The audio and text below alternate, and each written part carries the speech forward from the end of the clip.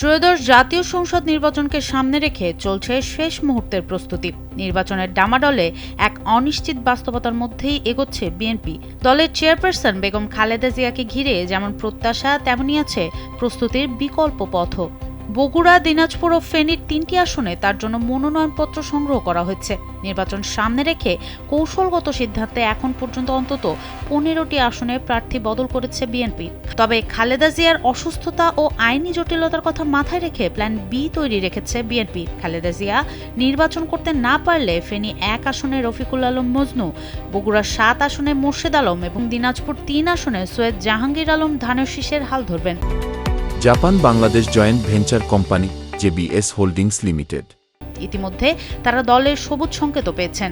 আজ মনোনয়নপত্র জমা দেওয়ার শেষ দিনে এই নাটকীয় রদবদল রাজনৈতিক মহলে নতুন আলোচনার জন্ম দিয়েছে। মোর্শেদ আলম ও সৈয়দ জাহাঙ্গীর আলম জানিয়েছেন, শীর্ষ নেতৃত্বের নির্দেশেই এই প্রস্তুতি। চূড়ান্ত সিদ্ধান্তের অপেক্ষায় দল। শেষ মুহূর্তের এই প্রস্তুতিতে রাজনীতির ময়দানে এখন টানটান উত্তেজনা। খালেদা জিয়ার সংকটময় মুহূর্তে বিকল্প প্রার্থীরাই এখন দলটির বড় ভরসা। নেতাকর্মীদের মনোভাব আর রাজনীতির সমীকরণ মিলিয়ে লক্ষ্য একটাই, ধানের শীষের বিজয় নিশ্চিত করা।